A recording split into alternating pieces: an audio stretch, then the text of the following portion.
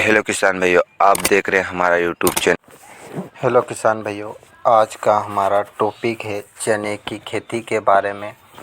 हम आज आपको बताएंगे कि चने की खेती में किस प्रकार की समस्या एवं चने की खेती का समाधान एवं चने की खेती की संपूर्ण जानकारी आपको हमारे चैनल पर दी जाती है। आप हमारे चैनल पर नए हो तो चैनल को ज़रूर सब्सक्राइब करें।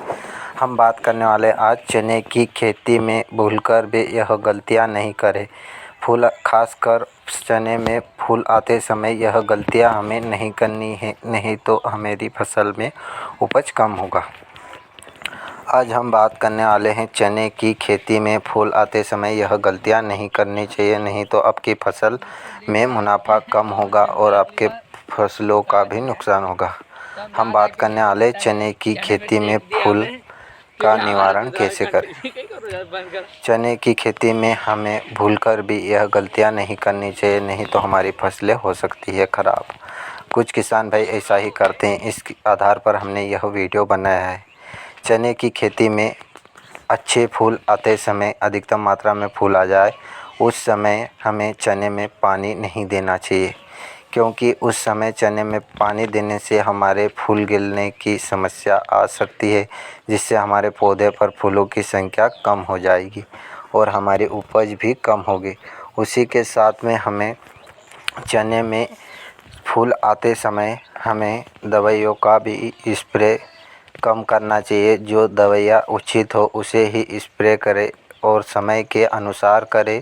अत्यधिक तापमान में दवाइयों का उपयोग नहीं करना चाहिए, क्योंकि अत्यधिक तापमान में हम दवाइयों का उपयोग करेंगे तो हमारी चने की फसल में जो पौधे हैं वह अच्छी तरह से दवाई को अवशोषित नहीं कर पाते और हमारी दवाइयाँ जो स्प्रे कर रहे हैं उसका भी रिजल्ट कम आता है। इसी के कारण हमें चने में दवाइयों का भी ठंडे टेम्परेचर में दवाइयों का इस्तेमाल करना चाहिए।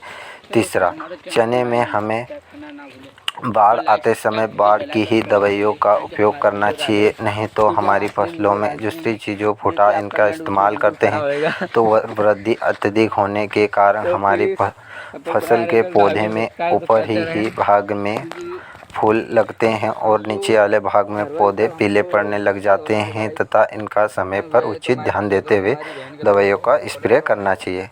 और चौथी बात यह है कि फूल में हम किसी प्रकार के अवांछनीय तत्वों का इस्तेमाल नहीं करना चाहिए, क्योंकि हमारी फसलों के लिए उचित ना होकर अनुचित साबित हो।